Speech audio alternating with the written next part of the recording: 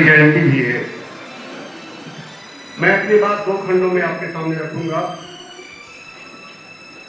पहला, दुर्गा पूजा है क्या, क्यों मनाते हैं इसे, धर्म क्या है, तथा दूसरा रामधारी को लेकर कुछ बातें करूंगा, तो ज्यादा बातें करूंगा, सबसे ज्यादा काम तो आप कर ही है।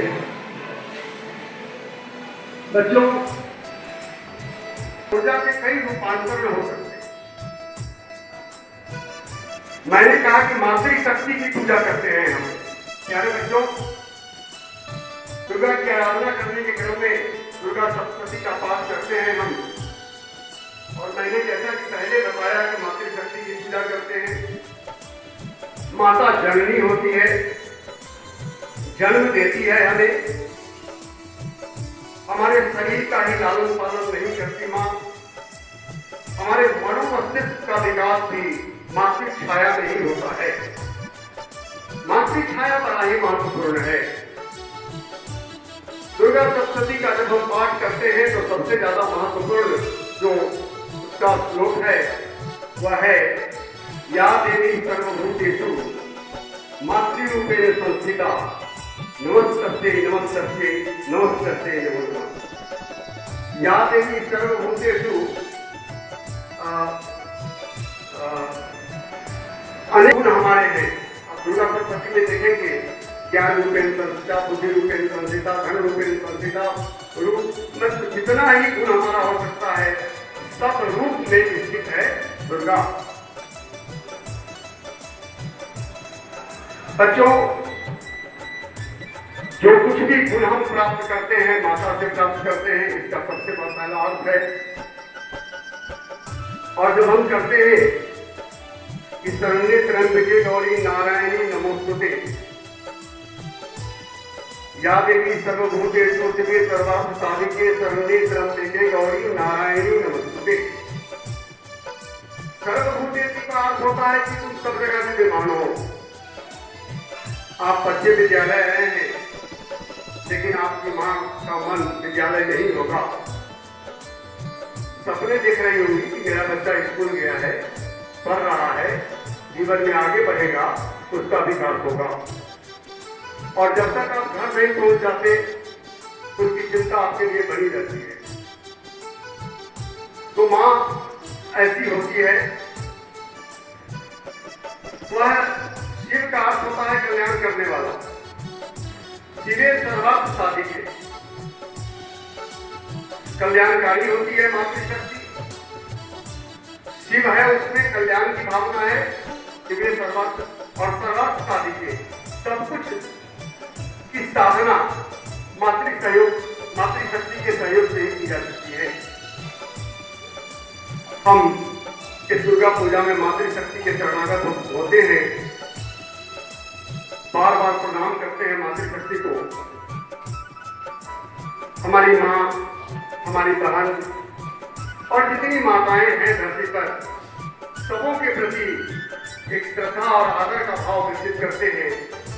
इस पूजा में हम विशेष रूप से उनकी पूजा करते हैं। हम बच्चों को मैंने कहा था कि माँ की आराधना कीजिए, और यही धर्म हमारा है। धर्म में बहुत सारी विकृतियां आती चली जाती हैं, जो लोग नहीं समझते हैं। जैसे बलि प्रथा का समावेश जो हमारे धर्म में हुआ। बलि देना है कुविचारों का, कुप्रवृत्तियों का, दुर्गुणों का, और उसके प्रतीक स्वरूप हम जानवर की बलि देने लगे। नहीं, हम कुप्रवृत्तियों की बलि दे, कुपरंपराओं की बलि दे, कुविचार की बलि दे। यह 9 दिन हमारे लिए इसलिए विशिष्ट है। बहुत सारे लोग उपवास रखते हैं, बहुत सारे लोग एक साथ खाते हैं, तो कुछ भी नया करना है इस 9 दिन में हमें।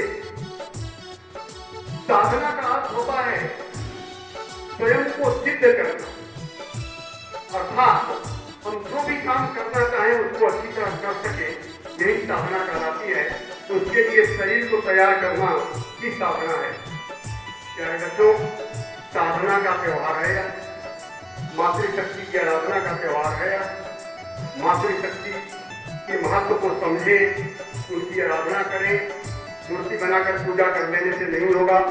तो जीवंत माँ हमारे घर में है, जो हमारी बहनें हैं, उनकी आराधना करें, उनके बारे में सोचें, उनको कैसे तृप्त कर सकते हैं, उनको कैसे संतुष्ट कर सकते हैं, इस पर अगर विचार करते हैं तो पूजा की जा सकता है।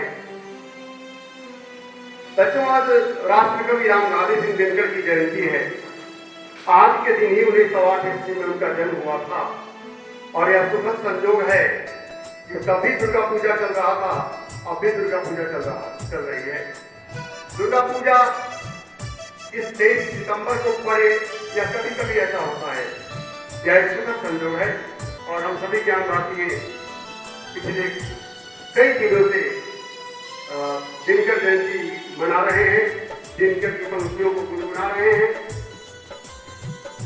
कवि उसे कहा जाता है, कहते हैं कि जहां न जाए रवि वहां जाए कवि, जो जीवन के हर पक्ष को देखता है और शब्दों में व्यक्त करता है।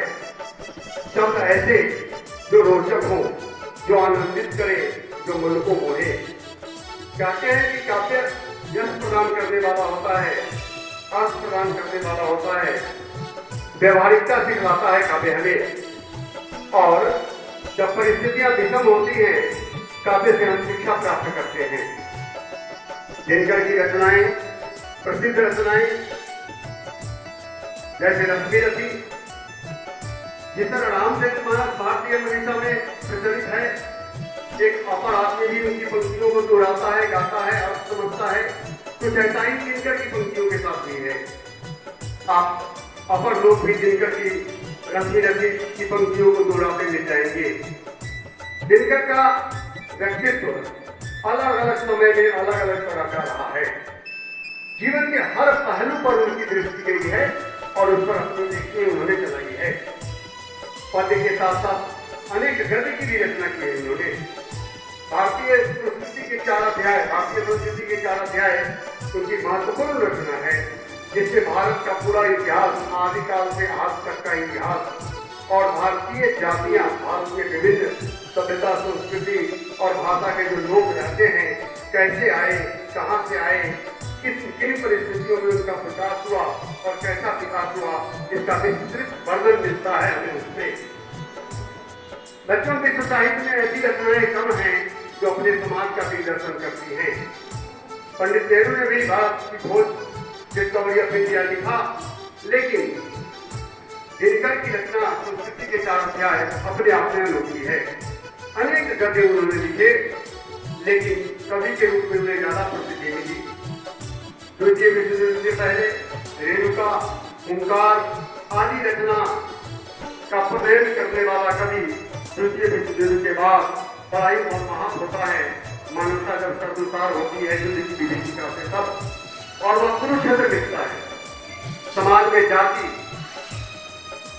धर्म आदि के नाम पर जो लोग बटे हैं, उसको दूर करने के लिए कर्म विषयक महाकाव्य रश्मि रथी लिखता है वह, और कहता है, जय हो जग में जले जहां भी, नमन सुनीत अनल को। इस तरह अनल आपको कहते हैं।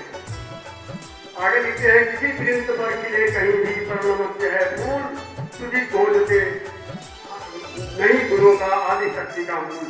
जो सुधीकर होते हैं तो फूल नहीं देखते, जाति नहीं देखते, शक्ति जिसके भीतर है वह विशिष्ट है, ज्ञान जिसके भीतर है वह विशिष्ट है, कर्म जिसका अच्छा है वह विशिष्ट है। चाहे जाति कोई भी हो, धर्म कोई भी हो, इससे कोई मतलब नहीं। यही सिद्ध करने का प्रयास करते हैं दिनकर रश्मि रथी। मानव जीवन की अनेक परिस्थितियां जो मानव जीवन में आती हैं, जो मनुष्य को आगे बढ़ाती हैं, मनुष्य निराश और हताश होने लगता है, उस समय जो शक्ति मिलती है, उन सभी पंक्तियों को दिनकर बड़े सुखद ढंग से व्यक्त करते हैं रश्मि रथी में। इससे मौका मिले तो उसे बार बार पढ़े। द्वितीय विश्व युद्ध समाप्त हो जाता है और तब दिनकर कुरुक्षेत्र लिखते हैं। धर्म की ज्योति दया का दीप, कब जलेगा विश्व में भगवान, कब सुकोमल ज्योति से अभिषिक्त होंगी जली सुखी दशा के प्राण।